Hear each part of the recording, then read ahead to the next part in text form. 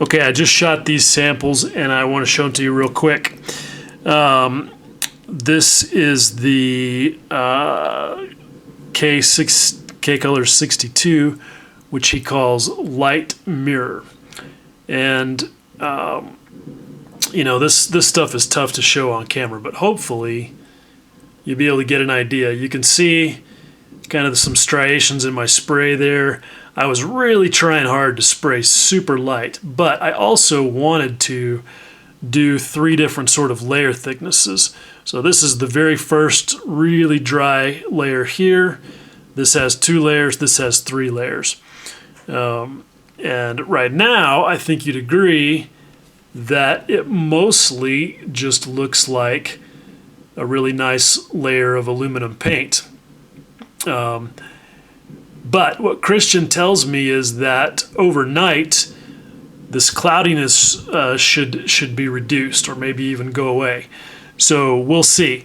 I mean, right now, it does not look anything like this, which is chrome for sure. I mean, it's got nice brilliance, got pretty decent specularity, but not much reflectivity. I mean, it looks a lot more like this polished knife blade than it does this chrome-plated airbrush.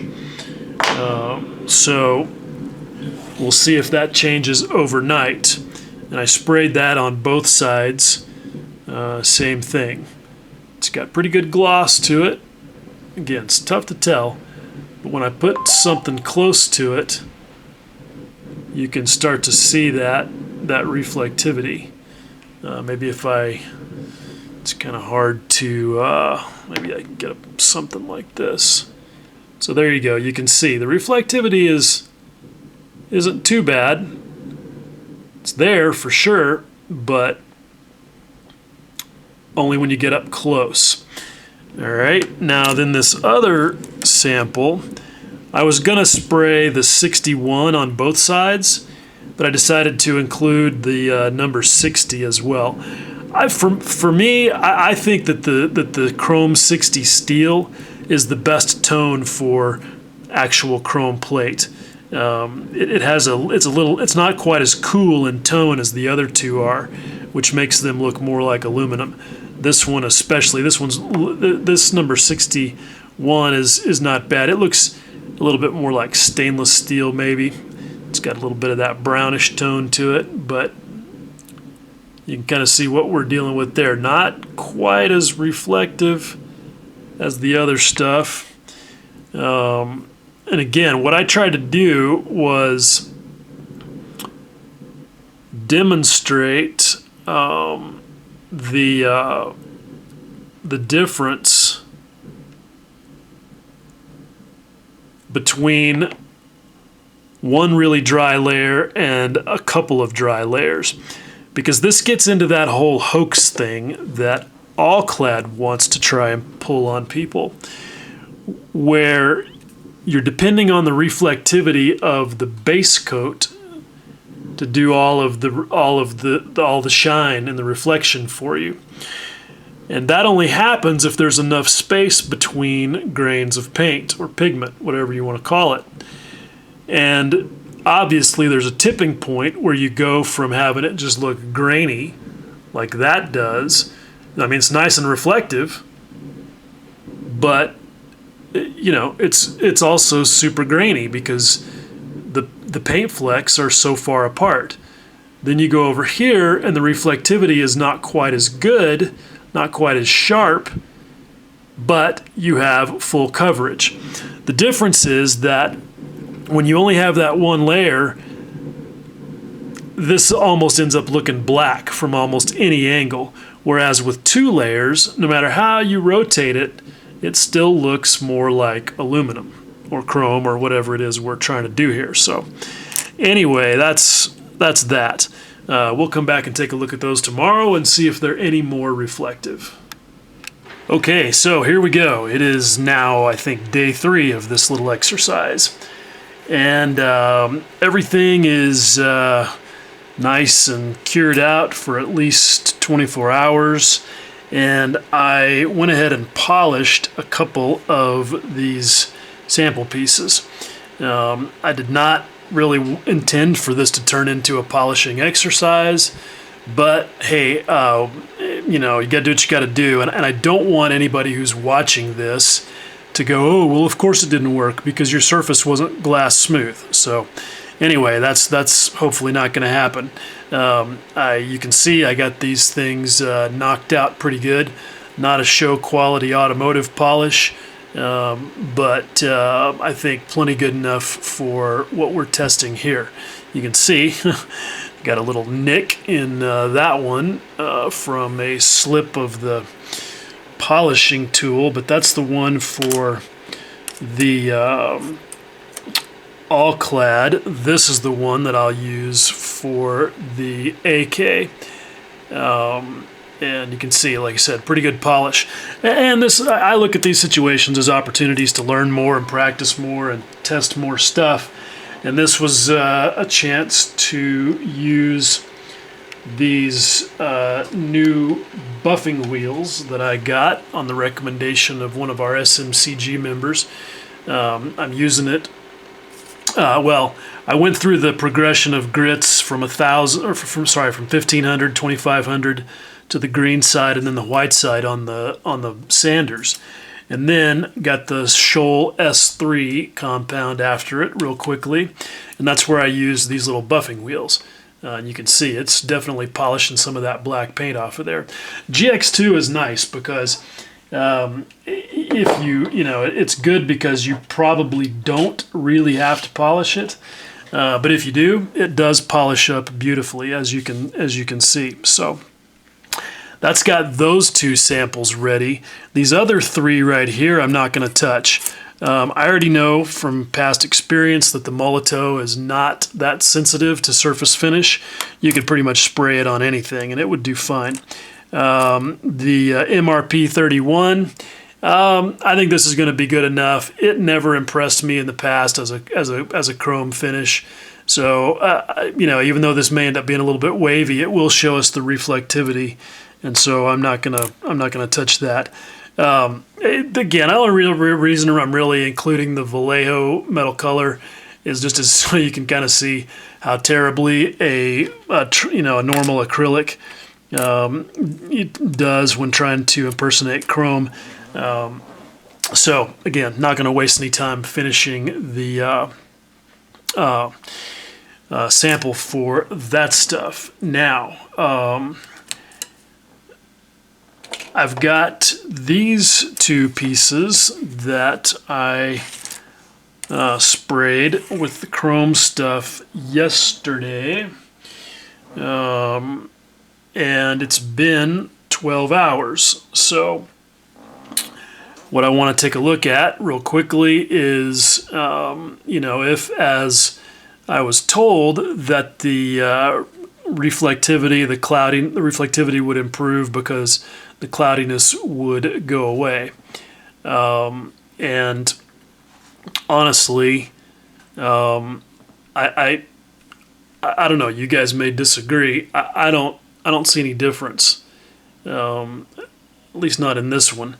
I think this is about exactly as reflective as it was last night when I did it. And you can kind of see there, when you're up close, it's pretty impressive. You get more than about an inch away though, and that mirror reflection is gone. So it's gonna, if you're photographing it from any further away than about an inch, it's gonna just look like a really nice smooth coat of aluminum paint. So I guess how successful that's going to be will depend on the context that you're working in. But I don't see any difference really in any of these. It's got good shine to it, which is nice. That's what you want if you're trying to impersonate chrome. So that's pretty good. This one actually, maybe this one is a little bit better. I don't know. This one maintains some reflectivity at a little bit greater distance. Get up to a couple of inches maybe before you lose it. So that's better. Kind of like that. And this is the one that I prefer as far as its tone goes for a chrome finish. This is the 62. Well, this is what he calls the light mirror. 62 looks pretty good. 61 looks pretty good.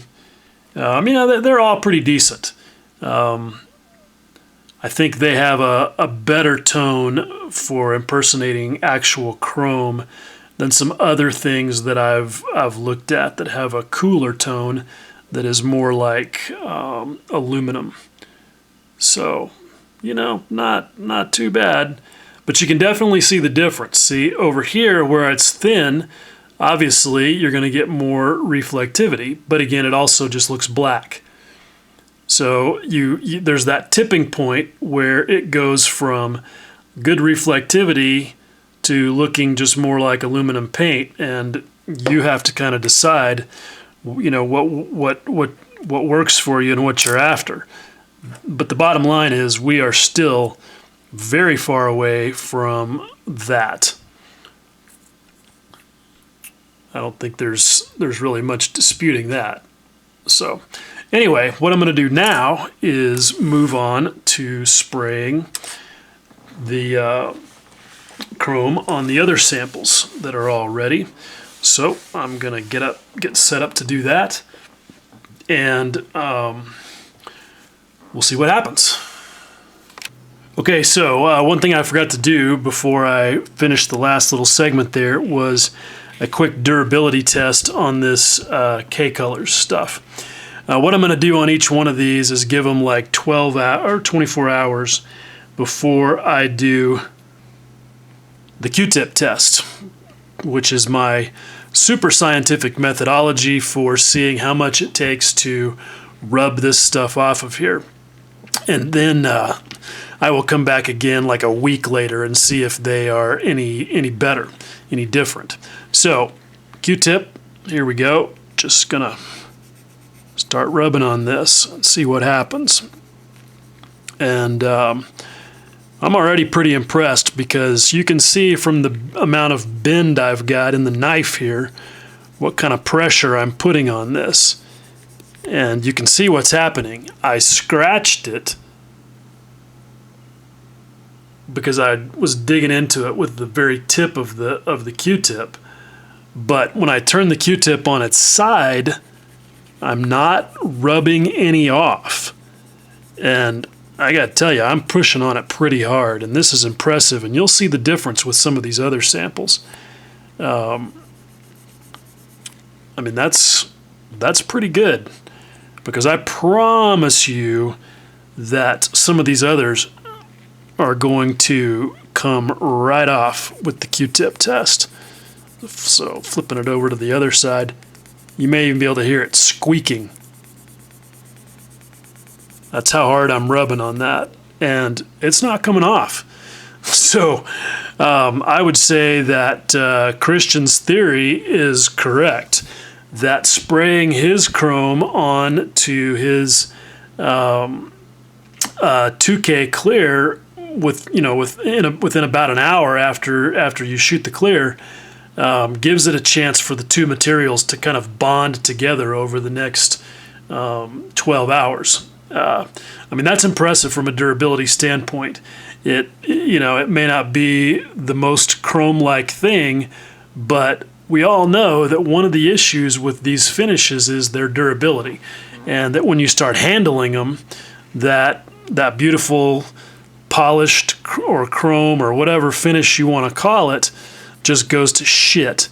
And this one, man, I'm impressed. I feel like I could handle this all day, just normally, and not cause a problem. So that's pretty impressive from a durability standpoint. I kind of don't have any doubt that that's going to be the durability winner. Now, since I had the Q-tips out, figured I might as well go ahead and tackle the Evander Chrome polishing powder. Now, I feel like I kind of screwed up here. I mean, misled you guys a little bit. I thought that in the past I had gotten a pretty high shine with this stuff, even on a flat paint finish, which does give it the most traction. But it's just not that good. I mean, it's, it kind of gives you a sort of a metallic look. And the more you rub on it, the better it gets. And basically all you do to apply this stuff is just dip your Q-tip in the powder and just get after the rubbing. It's pretty straightforward. And the more you rub, the more of a sheen you're going to get out of it. But there is a limit. I mean, there is some reflectivity. You can see on this piece, there's a little bit of reflectivity, but it's not great. So I grabbed one of these other samples where all I had done was like one quick layer of GX2, and this is what I'd call more of a semi-gloss. I mean, it's certainly not a high gloss by any stretch. And I applied it there, and the results are much better. The semi-gloss may be sort of the compromise for it sticking well enough and giving you a nice reflectivity. Because you can see that the reflectivity of this is noticeably better. I mean, you still have to get up there pretty close before it gives you that reflectivity. But it does give you a nice, a nice look of a metal surface. That'll give you a pretty good idea of the reflectivity. I mean, it's pretty impressive. Again, at close range. Kind of the same as you see in terms of reflectivity as the K-Color stuff. Once you get more than about an inch away, you kind of lose it. But where I kind of don't like this one is the tone of this stuff. I mean, this chrome powder is really got a dark blue tone to it. It's just not appropriate for chrome. He actually has a couple of other flavors. One is iron and one is let's see, what are they called? Hold on a minute.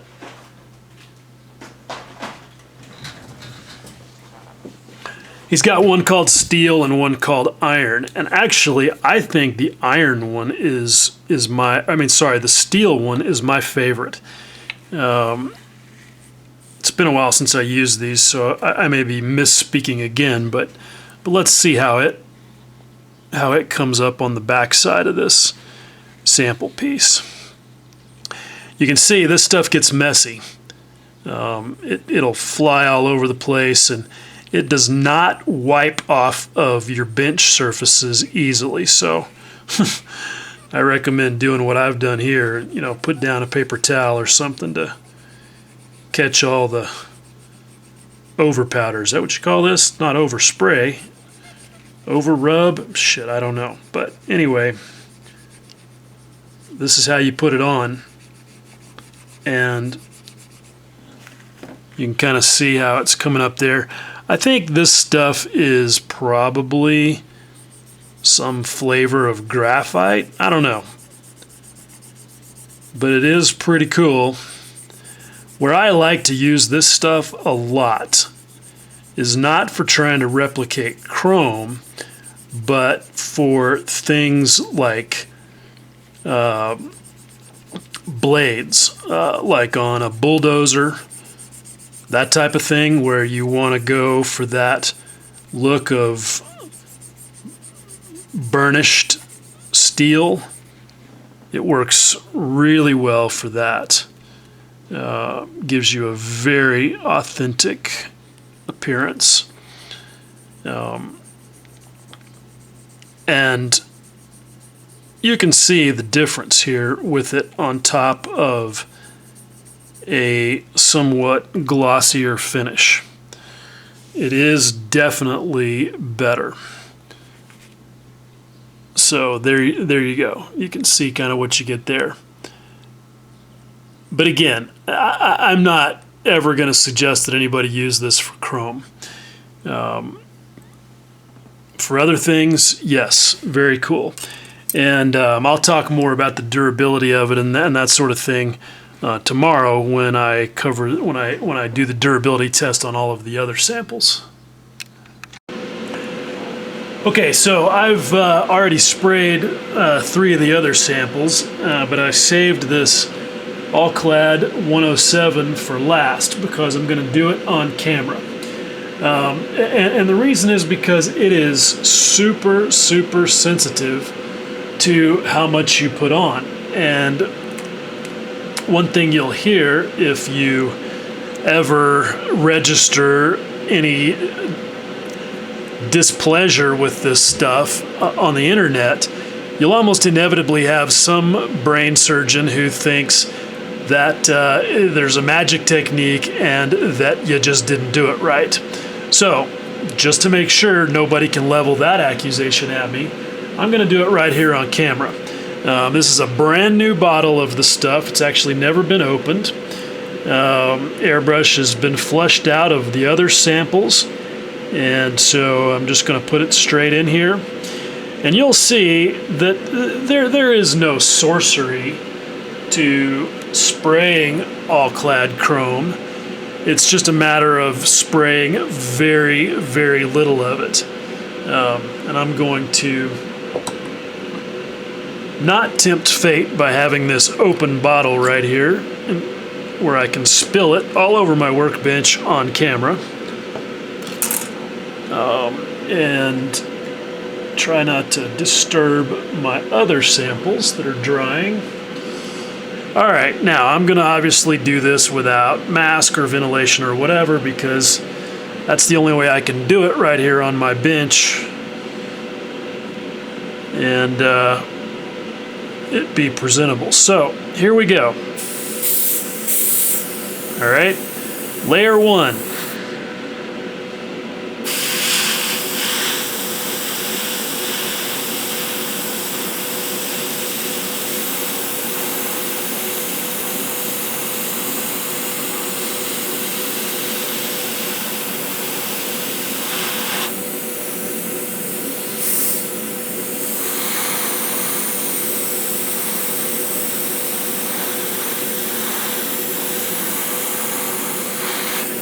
So you can see how dry I'm spraying because of how far away I am and how I'm just laying down barely any material. Okay, so that's layer 1. It's not very even, not very well sprayed, but I want you guys to take a look, okay? Very reflective, okay? But let's be clear about this. What you're picking up there is the reflection of the polished black surface underneath. All right, look at the paint itself. See how grainy it looks? That's because I have such huge separation between flecks of paint that I'm allowing that reflectivity to show through from underneath. All right, so you really have to sneak up on this stuff. I don't like this. To me, this just looks poorly painted, like I didn't get enough paint down. So I'm going to add another layer.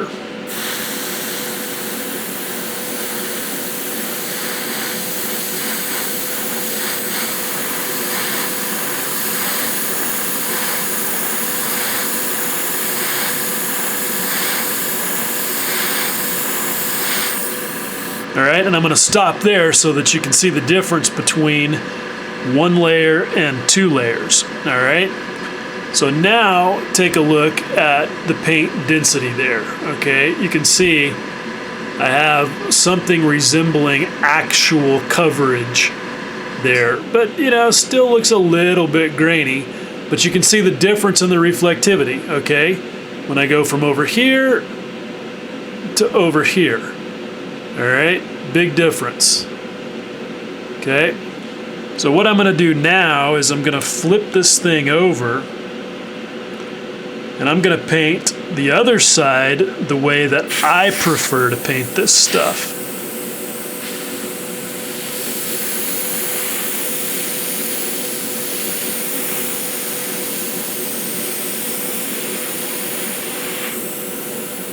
Okay, so that's one layer. And again, when you look at this from the distance, it looks pretty amazing. But when you get up to photography distances, at least the way I photograph them, not so amazing. All right. And this is pretty much the way that I sprayed my F86.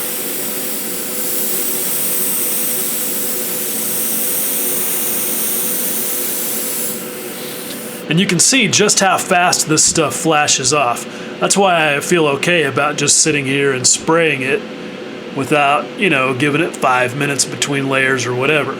So now you can see I've lost a lot of that amazing reflectivity, but it's starting to at least look like a metal surface. And I'm going to put yet, I know, sacrilege, a third layer on.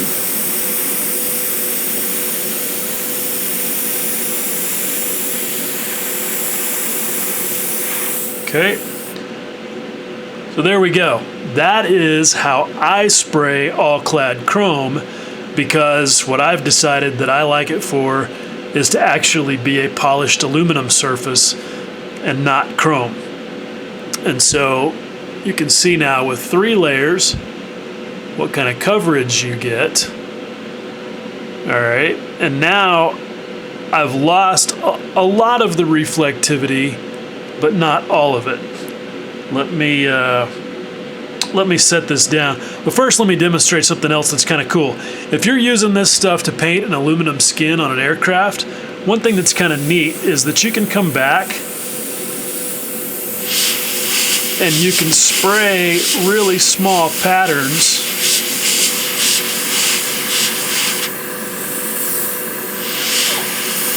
on top of itself.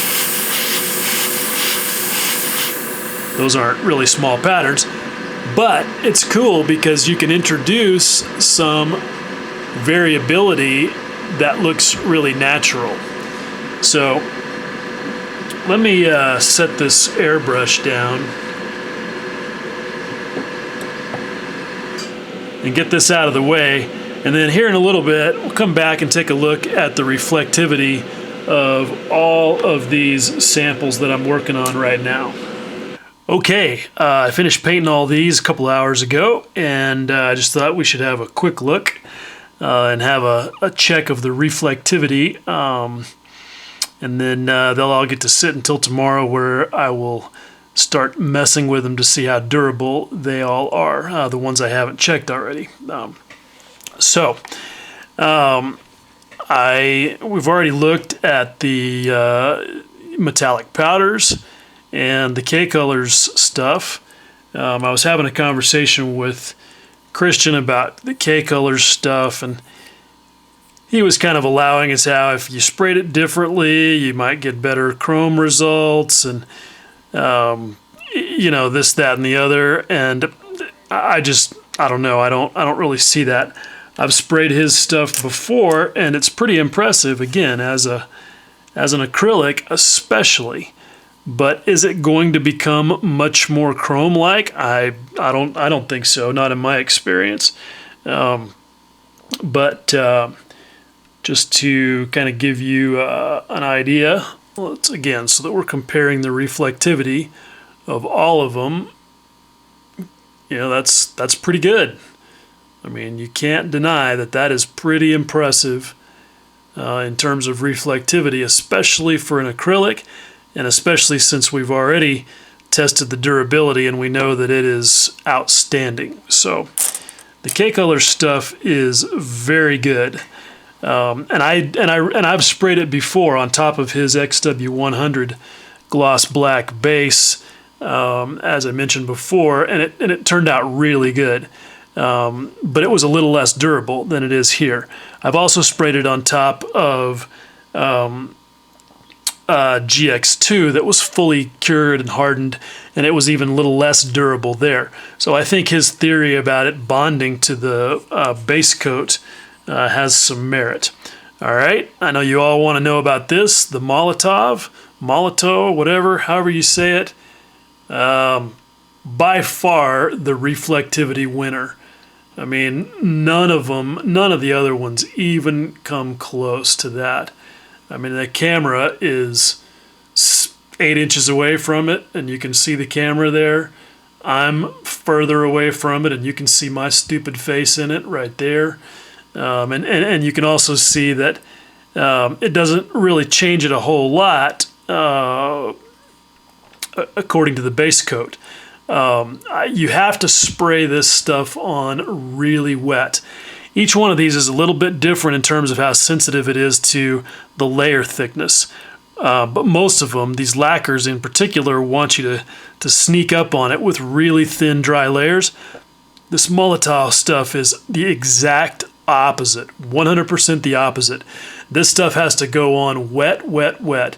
If you have a dry line in your paint where you moved over a little too far from one pass to the next, you will see that as a bit of a blush because it won't flow back together properly. So a completely different painting strategy for this Molotow.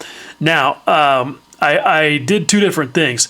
It comes out it comes out of the container a little bit thick, but it will spray just like that. And that's what I did on this side, and you can see not too bad. But to make it spray a little bit better, and I was shooting it at 20 psi, I thinned it about 50-50 with Mr. Color leveling thinner when I did the backside. And the backside already had a slightly better finish on the base coat, but you can see how nice that is. It works really good with Mr. Leveling Thinner, but you can also thin it with normal hardware store lacquer thinner, and it seems to do pretty well that way too. And seems to be a little bit more durable, but we'll talk about that later. One thing I should note for you guys, if you think about getting one of these containers of the refill, don't ever leave it laying on its side. This cap does not seal very well, and it will leak, and it will glue the cap to the container. So just a little something to know about there, because you don't want to spend $30 on that stuff and then have it leak all over your shelf. Okay, AK-477. This stuff is also pretty impressive. Okay, you can see the reflectivity there. Again, the camera is about 3 inches away in this shot. But you can see over here, again, that difference where I've sprayed it one layer and then 2 layers. But still pretty good on the 2-layer part. Then over here on the flip side, I've sprayed 3 layers. So it's fully opaque. And yeah, that's impressive. I mean, you cannot deny that level of reflectivity. That is good. If we go back to kind of doing the bottle test here, it holds up. I mean, it's reflective, clear back to, you know, good 3, 4, 5, 6 inches away. Maybe it takes. I mean, that's good. And the AK-477 stuff impressed me a lot the first time I tried it. I would have ended up using it on my F86 except for one particular feature that it did not have that I wanted that the ALC 107 did have, but I'll talk about that tomorrow when I discuss durability. Okay, MRP 31, okay, that's their chrome stuff that's in this very same bottle. And you can see, again, it's like a lot of these others. I mean, it's okay. It's like probably the least reflective so far. When you get right up close, you do get some reflection. So not too bad, but again, you know, a lot of it depends on you being willing to spray at a low density. And you can see that there, how that compares when you go from 1 layer to 2 layers between the left and the right sides. The back side, again, same thing. 2 layers, 3 layers maybe, I don't know, but you can see the difference. All right. So, from a reflectivity standpoint, it would be tough for me to pick that one. but not as tough as it would be to pick the Vallejo metal color. Okay, and again, I mean, you get a tiny bit of reflectivity, not horrible, not great, nothing to be super excited about. It also does not spray super good. I've got 2 or 3 layers over here on this side versus 1 layer on this side, and you can see some where it kind of, come on camera, let's go, get it together. There we go. You can see where the spray pattern did some weird things, and I believe that's because this is a normal acrylic. Maybe it's water-based, I don't really know, but it's what I consider a normal acrylic, and it does not, I mean, it has surface tension issues on a super glossy surface, and you can see that there in that spray pattern. Now, that does actually look kind of cool. I might do that intentionally on some parts that I was trying to paint as an aluminum skin. Same thing here, you can see a little bit of that speckled look. So it has its charm, but it ain't chrome. Not even close. Alright, and I did skip the all-clad ALC 107 because I want to come back to it because, you know, people kind of consider it to be sort of the standard for chrome finishes, and you can see it's not bad, but again, over here on the left where it's 1 layer and it's not very dense, okay, and you may not be able to tell, but I just wiped some of that. There's just kind of a dusting of pigment on top of that I just wiped off with my finger a little bit, but you can kind of see, okay, I mean that only looks like metal at the exact right angle. Every other angle it just looks black because it is mostly black. When you get in really close, you can see the space between the pigments, and that's again what's giving you that reflectivity. Over here on the right hand side where it's got 2 layers, it still has pretty good reflectivity, but it's got better density. If we do the little reflection with the bottle thing here again, pretty good, out to maybe, I don't know, maybe 3 inches. So not quite as good as the ALC 477, and that's what I've found before. But I want to harp on this a little bit more, okay? This whole thing of spraying this stuff super, super dry and super light, where these guys go, if you do it this way, you get amazing chrome effect. Well, look, bullshit, okay? Because what you get is the black stuff showing through. And what's happening there is, compare that to real chrome, okay? What they're trying to do is give you this optical illusion of the dark bands in that reflection. Obviously, you can see there's areas of light that look just like metal, and then there's those dark stripes. And all that is the reflection picking up dark areas of the scene that's being reflected. And if you flip it over onto this side where you can see my stupid face, you can see that because of the way that it reflects in that convex surface, that you don't get that. But then when you roll it over, or you look at it on this cylindrical surface here, you get those dark bands. And that's all that spray style is doing, is it's creating the optical illusion by allowing the darkness to show through the paint that you're getting those reflections. But it just doesn't hold up, at least not for me. I just don't like it.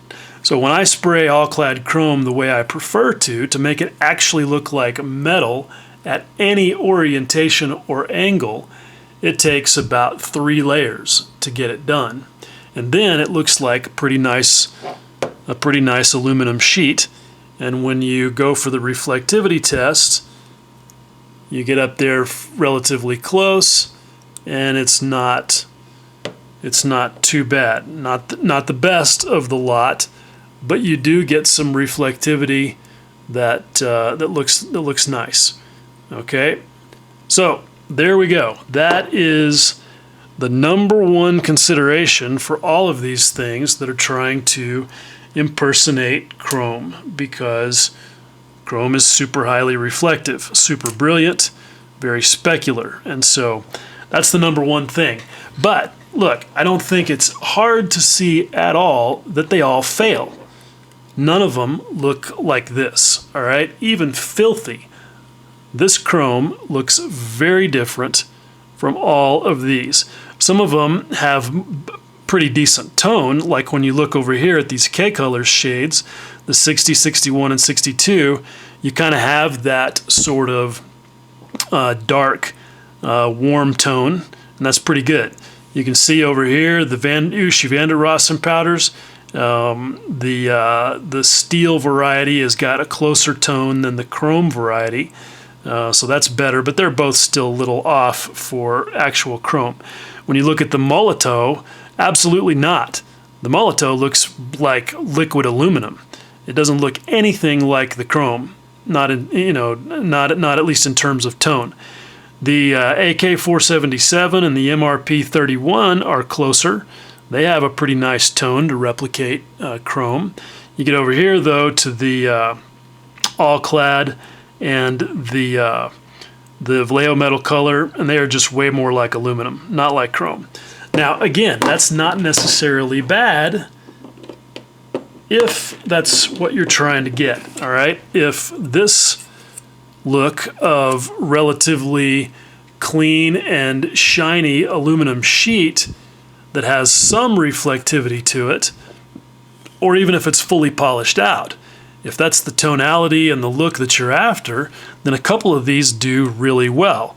Obviously, that Molotow is nice. I mean, you can see, you almost can't tell the difference between this and this in terms of tonality. Slide this over here next to the all-clad and the Vallejo, same thing. The tone's really good. It's a nice match, but this isn't chrome either. That's aluminum sheet. So again, if chrome is what you're trying to replicate, these are all pretty much a fail. If aluminum is what you're trying to replicate, then some of them do really well. But in terms of reflectivity and actually looking like chrome, hopefully you can agree with me by now that you should just stick to the kit parts plating if you have that option. Okay, gangsters, good morning. It is day 4 of Chromageddon. And now is the magic moment where we're going to see how durable all of these samples are the next day. And this is where the rubber meets the road. This is like internet dating, where you've seen all the perfect pictures with the Snapchat filters, and now we're going to see what these girls really look like. So, let's get started. All right. Now, the oldest samples here are the K-Colors samples, and even though I don't need to, I will just repeat the fact that this stuff is crazy durable. Cannot budget with the Q-tip test.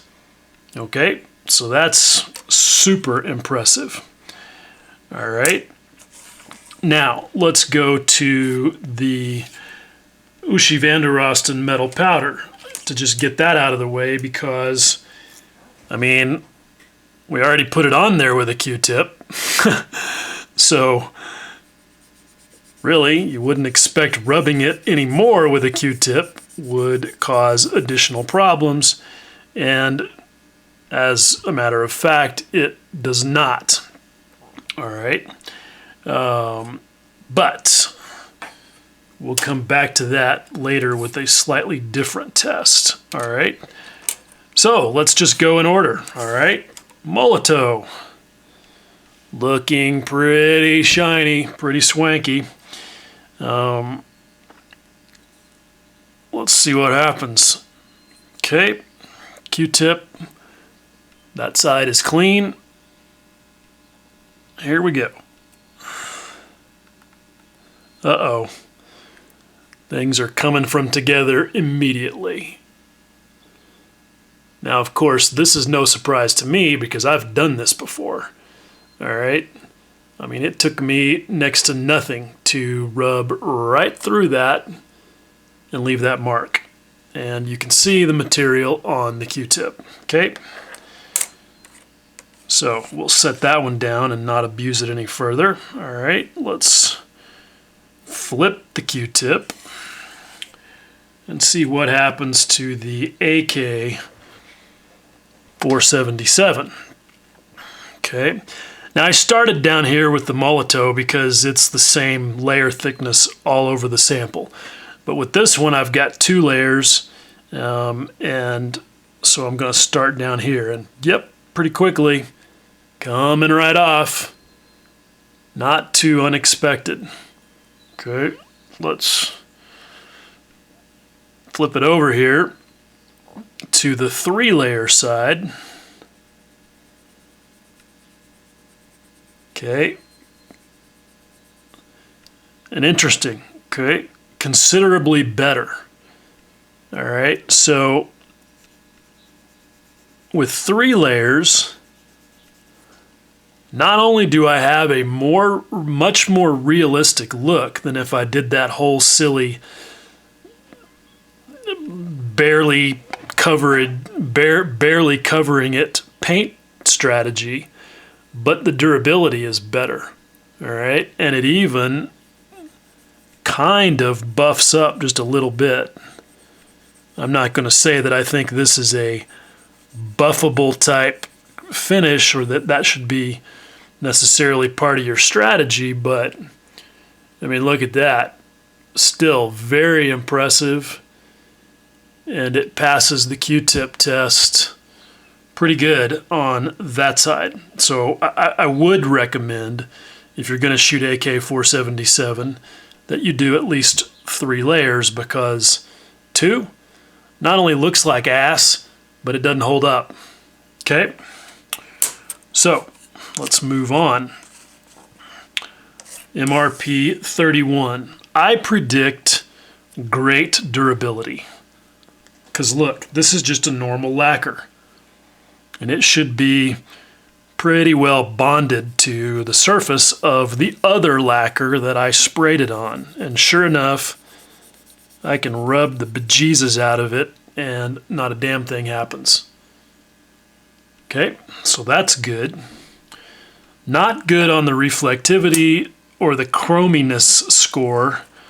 Quite good on the durability score. And hopefully you can sort of start to see the inverse relationship with these materials. The better they are at impersonating chrome or polished aluminum, as is the case with the Molotow, the lousier they are in terms of durability. This is just basically like, I mean, this is it's like the law of gravity as far as I'm concerned, because it's just that predictable. All right. Vallejo metal color, normal acrylic. Again, I would have, expected good durability in the Q-tip test, and sure enough, no issues. Okay. Now we come to the supposed queen of this prom, the all-clad ALC 107. All right. So let's start here with the, make sure the Q-tip is clean, roll it over there, and go for the 2-layer side. Okay, the 2-layer side is not as fragile as the 2-layer side of the AK was. In fact, this is actually surprising me. It's doing relatively well. But what I want you to notice is that there's kind of a dust layer there. People kind of confuse this with being buffable. But for whatever reason, all-clad chrome leaves that sort of dry, dusty film of pigment on top of it. And you're not really so much buffing it as you are just rubbing that dust off. Okay, but you can see over here where I've only got 1 layer down, I mean, it just doesn't take anything at all to rub it right off. Okay, so again, the more you build the layer thickness, the better you do. But even at 2 layers, okay, I'm starting to erode my way through it right there. All right. But it's kind of cool. You can use this effect to your advantage. And in fact, that's why I chose All-Clad 107 for my F86 project, because I found kind of by accident that I could take a masking tape and stick it on here and then peel it back off, and it left a sort of a splotchy pattern where it would remove some of the material and allow more reflectivity or more of the black base to show through from below. And it would give me that kind of splotchy pattern that a real sheet of All-Clad has. And that may just confuse you. But a lot of people don't realize that that All-Clad got its name from the aluminum sheet that aircraft manufacturers started putting on airplanes back around, like I guess in the 30s. And All-Clad is a specific, or was a specific, aluminum sheet product made by Alcoa, Aluminum Company of America, that was the proper 2000 series alloy for strength, but was then coated with pure aluminum, with a pure aluminum film in order to make it more corrosion resistant. And that's why it was called All-Clad, and that's why this stuff is called All-Clad 2, because that's their namesake. So anyhow, all right, let's go after the 3-layer side of the All-Clad. And you can see real clearly there where I'm rubbing that film off of it. And I'm not rubbing really hard, I'm just taking that film off. Okay, and so there we go. I mean, that's, you can't, you know, you got to get up there pretty close before the reflectivity really starts to show. But you can see, I mean, that's not, if you're after polished aluminum, this is really nice. And again, this is a big part of why I chose it for my F86 project, because, hey, those things are covered with aluminum sheet, and that is a lovely, lustrous aluminum sheet finish. All right, so you can kind of see that the differences between the AK-477 chrome and the All-Clad chrome are not really all that great in terms of reflectivity. The AK-477 is slightly more reflective, okay? If you can see, let me try this. All right. Okay, looking at it, hopefully you can see between the two of these from way up there. Let me put the camera down here where it's easier. Okay. All right. If I hold this bottle over it, okay, you can see the reflection is better in the AK than it is in the All-Clad. All right, you get better reflectivity out of the AK, about the same level of durability between the two, at least in the Q-tip test. And you get 2 different tones. Hopefully you guys can see this on camera, but the AK has a slightly warmer tone to it. It looks more like polished steel than the All-Clad, which looks more like polished aluminum. Neither one of them looks like chrome in particular. All right. Again, you can kind of see the differences there. Given that this material is actually aluminum on this piece, it tends towards a cooler tone, but when it's plated like that, because of the dark reflections, it ends up having a more chrome-like tone. So we'll take an actual bit of bright nickel and put it on there, and you can see it's more of a match to the thing on the right than it is to the thing on the left. So you can sort of gauge. Now you could use both of those materials to create some differences in materials between panels, which is totally legit. So anyway, there is the conclusion of the durability, the first part of the durability test, the Q-tip test. Now, the next part of the durability thing is going to be getting after it with my fingers, because obviously you're not handling your model airplane with Q-tips. So how it deals with fingertips is also important. But given that we already know the weak link in the chain is going to have a fingerprint instantly melted into it, I'm not going to do it today. I have had people say, oh yeah, this Molotov stuff is super durable, but you got to give it enough time. You got to give it at least 72 hours. So here's what we're going to do. We're going to wait for another 2 days. It's been 24. Going to wait another 2 days and come back and repeat this test on the Molotov and see if it's any different. And if it's not any different, then I'm going to wait a full week.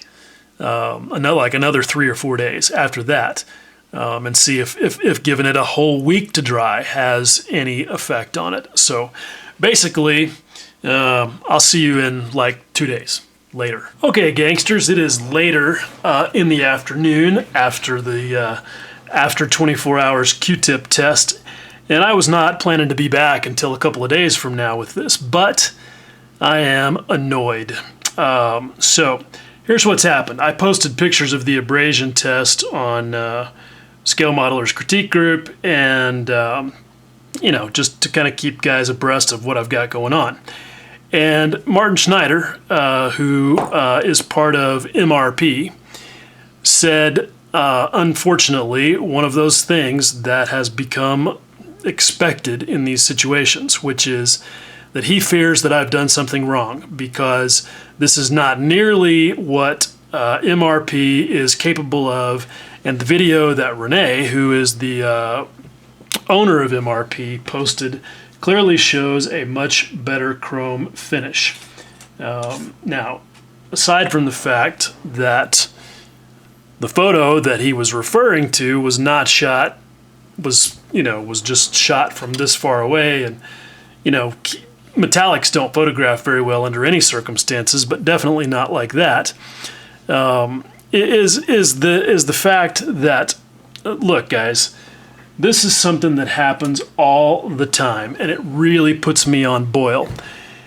Guys post their results, they explain what they've done, and they get made to feel like they're incompetent by other model makers, or even worse, the manufacturers of this stuff. Now, I love MRP. They make great paint. I love those guys. They participate in our groups, and they're good guys. But this is a phenomenon that really pisses me off, because it makes model makers feel like they're incompetent, and that's just not right. It's bullshit. Obviously, there are situations where you can totally do it wrong. I mean, if you're spraying a clear coat from 6 inches away, yeah, you're doing it wrong. If you are trying to thin your Vallejo with mineral spirits, you're doing it wrong. Okay? Obviously, there are ways that you can do this stuff wrong. But when it comes to this kind of thing, there is no sorcery, like I said. It's simply a matter of spraying a very dry layer and spraying it very thin. So I'm going to do that right here on camera so that everybody can see, again, with this brand of paint, that, at least as far as I know, I'm doing it right. So here we go. I have my airbrush right here, nice and clean, set to 15 psi. This is my Iwata Neo 0.35 millimeter needle. Okay, nothing different from what I was using in all of the other portions of this test. So let's just grab a little bit of the juice here. Doesn't take much. And there we go. Now, what am I spraying it on? Okay, this is one of my test samples that I showed you guys the other day to represent what's possible with Gun's GX2 gloss black base. it's a lacquer. This one is not polished out. It's not 100% perfect. If you look, you can see it's got a little bit of orange peel in it, but no major flaws, no big goobers, hairs, anything like that. I could polish this out and make it totally straight, but I think this should be representative of what most model makers can expect to achieve without going to any additional lengths. And honestly, polishing it is not going to be what determines the success or failure of what I'm about to do here. Okay, so let's zoom in really close. I'm going to try not to breathe too much of this. Okay, here we go. Very light. Very dry.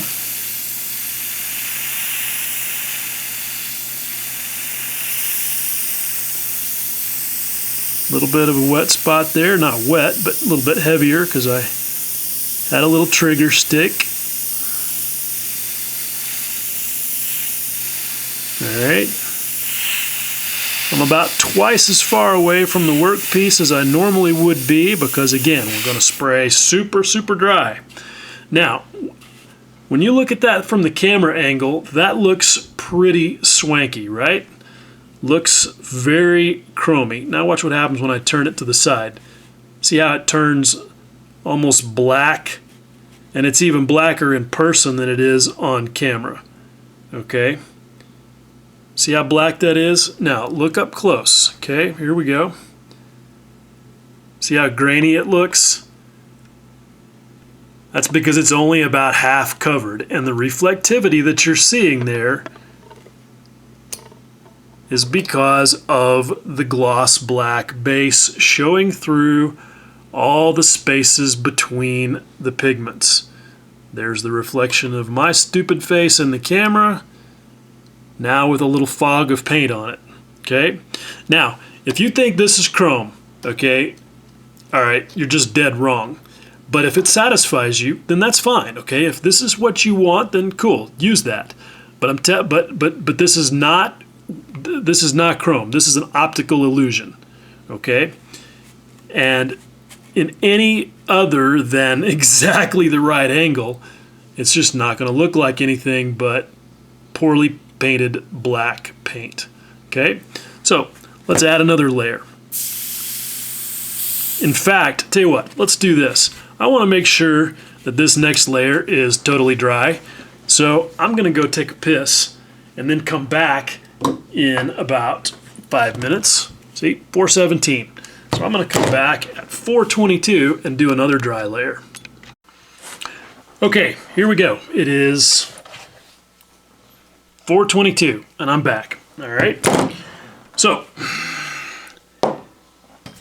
now I thought of something while I was in the bathroom. I just want to make sure you know this layer of gloss black base is well over a year old. I sprayed it last year when I was doing my F86 project.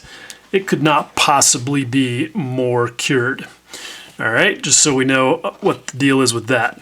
All right, now look, this is one of those things where if I just showed it to you like this and I waved my airbrush around on it, you would think, wow, that's amazeballs. Look at how reflective that is.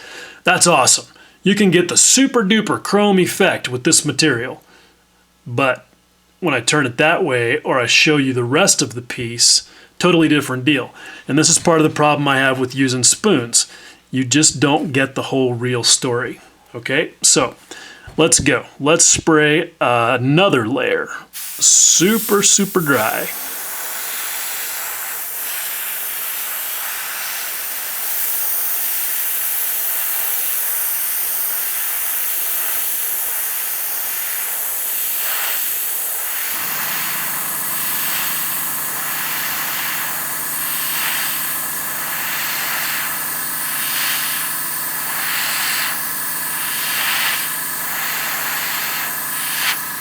Okay, there we go. That is dry as shit. I'm sure I could even touch it right now. Okay, now immediately look and see the level of reflectivity. Right up close, pretty good. 3/4 of an inch away, it's over. It's gone. Okay, so I have to take a few more pictures of this. Let's put that right there.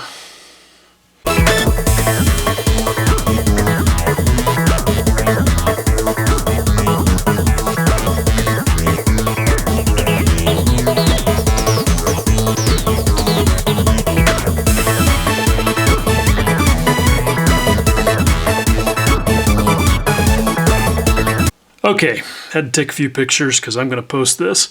Anyway, and I've labeled this 1, 2, and I'm going to label the next one 3 because I'm going to add a third dry layer over here.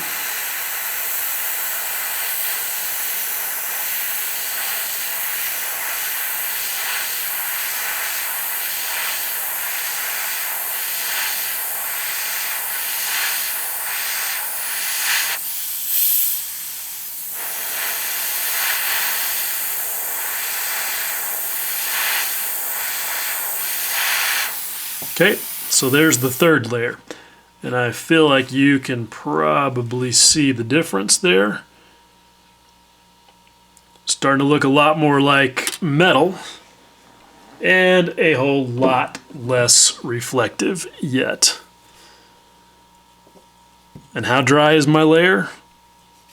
It's that dry. I can touch it and not leave a fingerprint. I mean, that's one of the great things about lacquers, right? And again, you can see how the reflectivity changes from no chrome, 1 layer of chrome, 2 layers of chrome, 3 layers of chrome. You still get some reflectivity there, but it is nothing like super shiny metallic. All right, so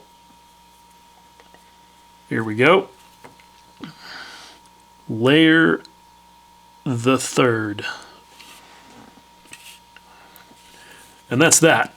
I don't think there's a whole lot more demonstration necessary to illustrate that, yeah, we know how to do it right. We know how to spray a light layer, and manufacturers need to stop telling people who can't get perfect chrome out of a bottle that they're doing it wrong, and stop trying to fool people into thinking that it's even possible.